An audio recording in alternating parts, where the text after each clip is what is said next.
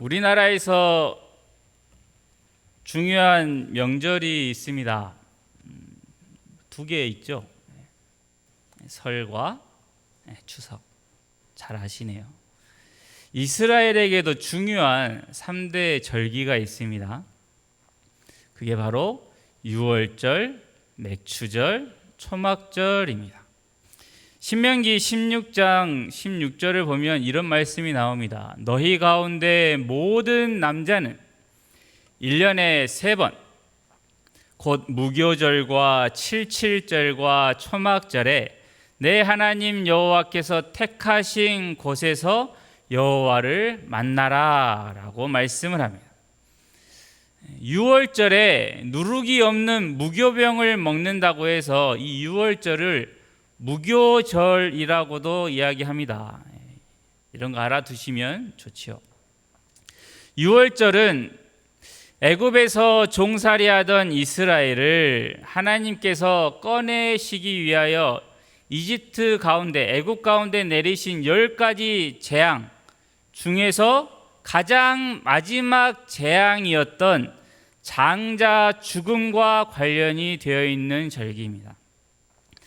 여호와께서 온 애굽 땅을 지나가실 때 문 임방과 좌우 문설주에 어린 양의 피가 발린 그 집 안에 있는 사람은 그가 누구든, 그가 애굽 사람이든 이스라엘 사람이든, 그가 부자든 종이든 가난하든, 그가 과거에 어떠한 삶을 살았던 그 어린 양의 피가 발린 집 안에만 있으면 처음 난 가축에서 사람까지 죽지 않았습니다.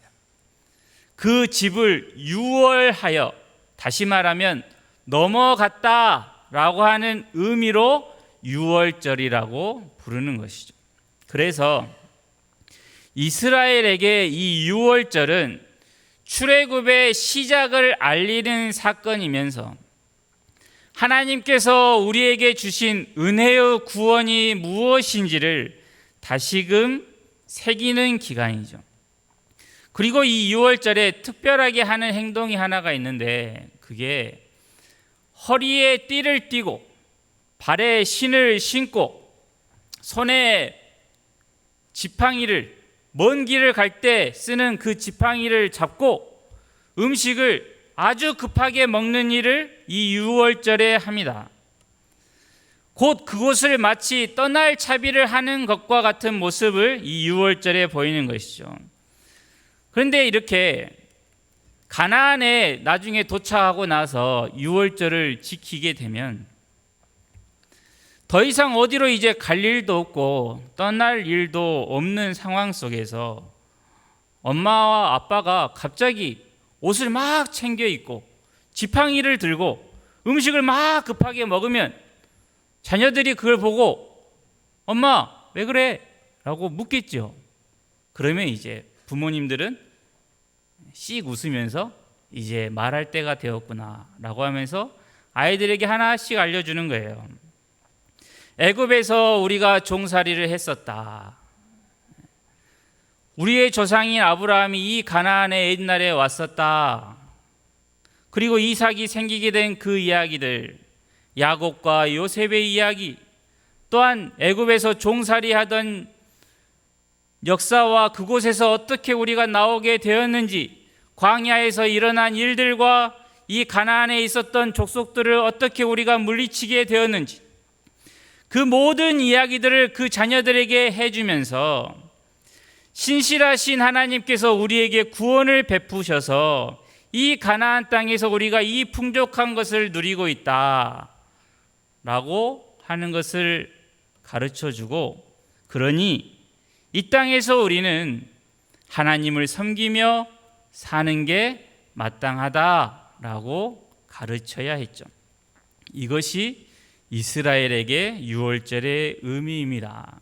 그리고 두 번째 절기가 바로 오늘 맥추절과 관계가 있죠. 이 맥추절도 이름이 여러 개입니다. 그래서 성경을 보실 때 헷갈리는 경우가 많은데 오늘 좀 들어두시면 좋습니다. 이 맥추절을 6월절이 지나고 7주, 7일에 7주를 지낸 후에 지킨다고 해서 77절이라고도 부릅니다. 그리고 50일째라고 해서 오순절이라고도 부릅니다. 근데 특별히 또 맥추절이라고 불리는 이유는 마침 이때가 보리 수확하는 날과 비슷하기 때문에 맥추절이라고 부르죠. 그리고 첫 열매를 드린다고 해서 초실절이라고도 합니다. 곧 맥추절, 초실절, 칠칠절, 오순절은 다른 절기가 아니고 다 같은 절기다라고 이해를 하시면 됩니다. 오늘 이 가운데서 이 초실절이라고 부르는 이유와 관련해서 말씀을 전하고자 합니다. 원래 이스라엘은 농사를 짓는 민족이 아닙니다. 그러니까 씨를 뿌리고 잘 길러가지고 수확을 거두며 사는 민족이 원래 아니었어요. 소나 양을 이리저리 몰고 다니면서 풀을 찾아 돌아다니는 민족이었습니다. 정착하여 농사를 짓는 민족이 아니었죠. 그런데 그러한 이스라엘이 가나안 땅에 정착을 하게 되고 이러한 풍요로운 땅을 주신 하나님께 그 땅의 소산물을 드림으로 하나님의 인도하심과 보호와 구원을 인정하며 감사드리는 것이죠. 그리고 이 마지막 절기까지 말씀을 드리면 초막절이라고도 하는데 이 초막은 텐트라고도 생각하시면 됩니다. 그래서 이 초막을 지어서 광야를 떠돌던 날들을 생각하는 절기이기도 하고 수장절이라고도 불리는데 가을에 거두어 들인 곡식들을 창고에 전부 넣어두고 저장해 놓고서 이 모든 수확을 주신 하나님 앞에 감사하는 절기라고 생각을 하시면 됩니다.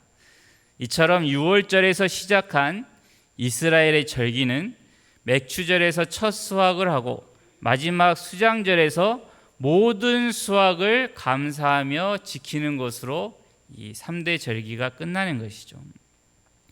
여기서부터 이제 보자면 우리나라에서는 이 3대 절기 가운데 6월절은 안 지켜요. 지켜보신 분 없죠? 근데 또 맥추절은 지킵니다. 그리고 또 수장절은 미국 사람들이 지키는 추수감사절로 이제 바꾸어서 지킵니다. 그러므로 이게 무엇을 의미하냐면 우리가 맥추절을 지키는 것은 구약의 율법을 지키는 개념으로 지키는 게 아니라는 거예요. 율법을 따라 절기를 지킨다라고 했으면 3대 절기 중에 무엇부터 지켜야 합니까? 6월절부터 지켜야 하는 것입니다. 6월절을 빠뜨리면 안 되지요.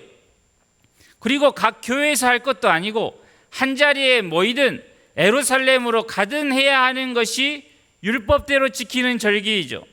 그리고 수장절을 미국 절기로 바꿀 것도 아닙니다. 그러므로 우리는 이러한 이스라엘의 절기를 지키면서 생각할 것이 무엇이냐면 하나님의 법을 우리는 지킨다라고 하는 그러한 면이 아니라 그 절기들을 이스라엘에게 주시면서 무엇을 말씀하고자 하시는지 그러한 영적인 의미를 우리는 생각을 해야 한다는 것이죠. 요즘에 저도 시골에서 살아봐서 알지만 보리를 수확하는 것이 드뭅니다. 그리고 도시 사람들은 가을 추수도 안 해요. 1년 365일 마트 가면 농산물이 항상 있고 계절과 상관없이 수확을 하는 때입니다.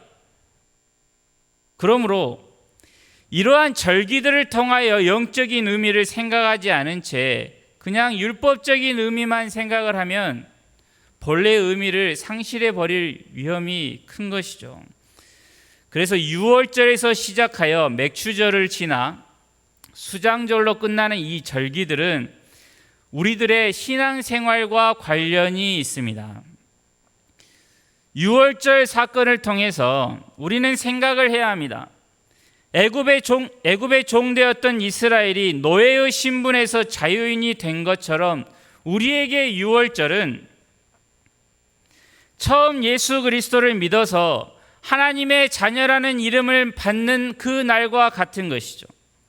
이전에 죄에 매여서 죄의 종이었는데 이제는 거룩하신 하나님의 아들이라 하나님의 나라를 상속받을 사람들이라고 하는 그러한 이름을 받게 되었다는 것을 의미합니다.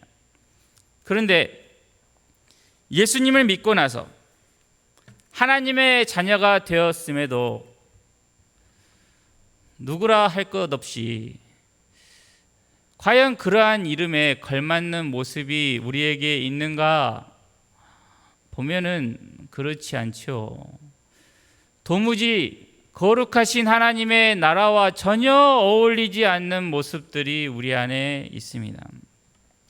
자기를 사랑하고 돈을 사랑하며 교만하며 감사하지 아니하며 무정하며 원통함을 풀지 아니하며 모함하며 절제하지 못하며 사나우며 조급하며 자만하며 쾌락을 사랑하기를 하나님 사랑하는 것보다 더한 모습이 있죠.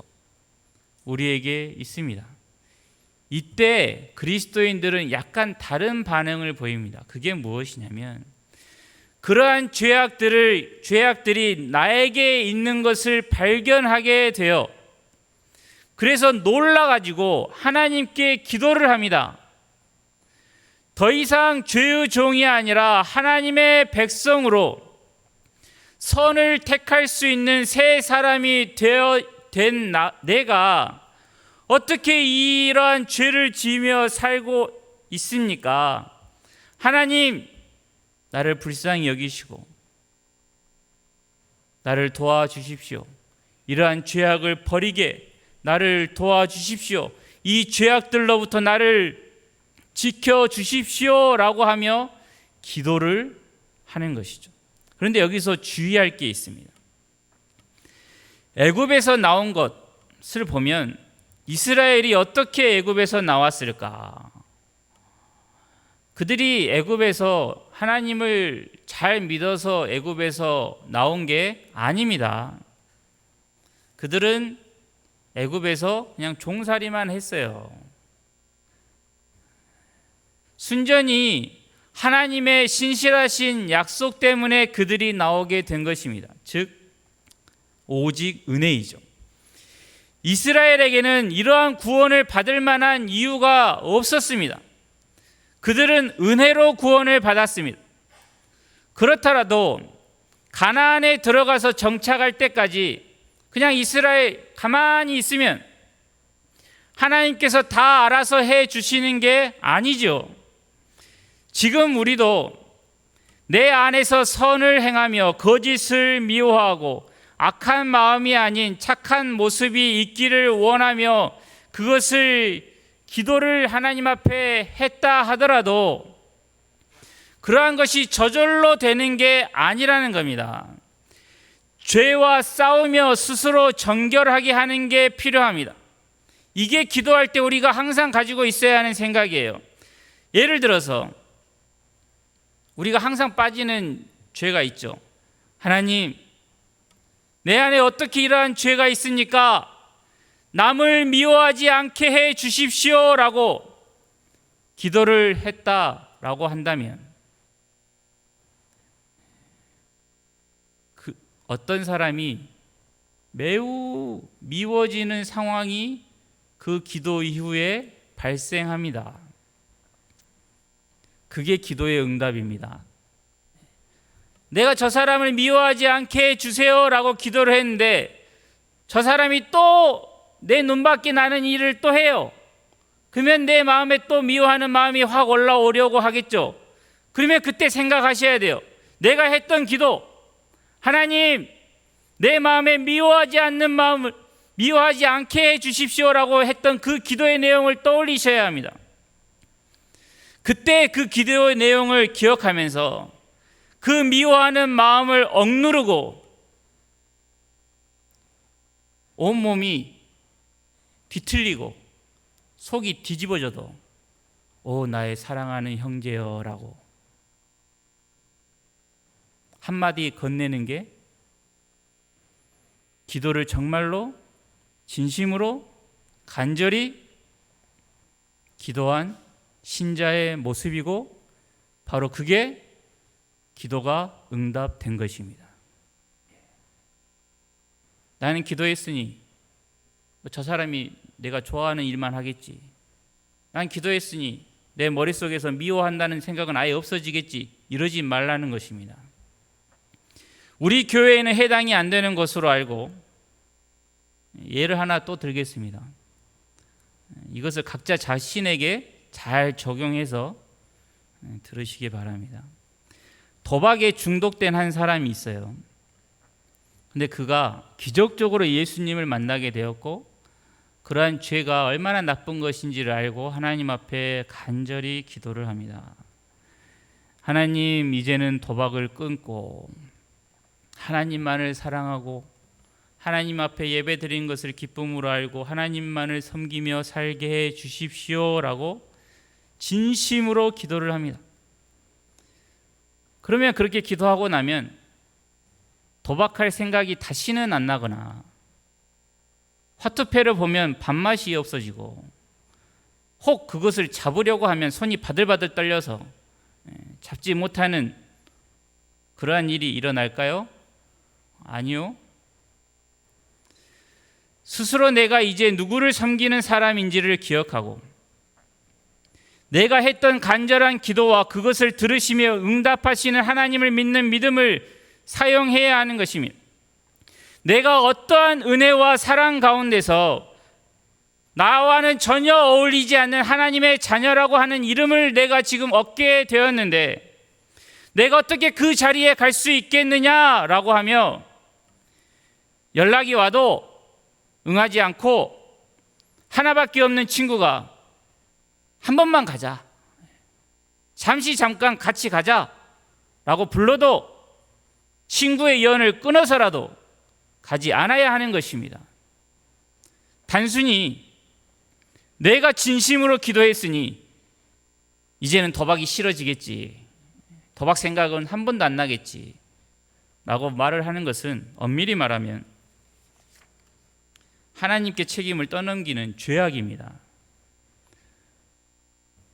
도박 자리에 자기가 갔으면서도 하는 말이 뭐냐면 내가 하나님 앞에 그렇게 기도를 했는데 내가 지금 이 자리에 오게 된 것은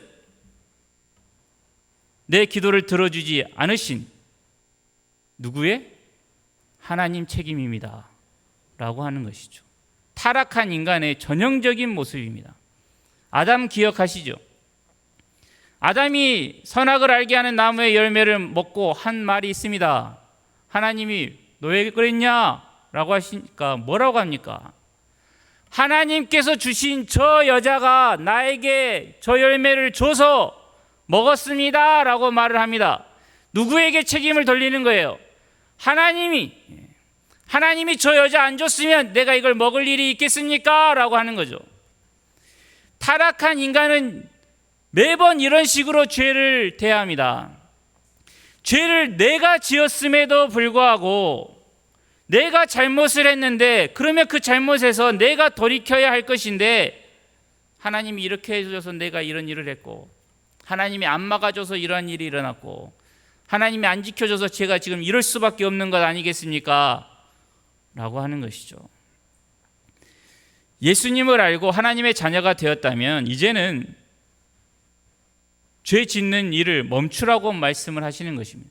바로 그것을 위하여 우리에게 새 생명을 주신 것이고 거듭나게 하신 것입니다.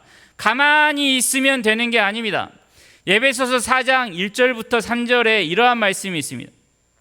그러므로 주 안에서 같이 내가 너희를 권하노니 너희가 부르심을 받은 일에 합당하게 행하여 라고 이야기합니다. 이 말은 뭐냐면 내 말을 듣고 있는 너희가 누구냐? 하나님의 부르심을 받은, 즉 구원을 받은 새 생명을 얻은 사람들 아니냐?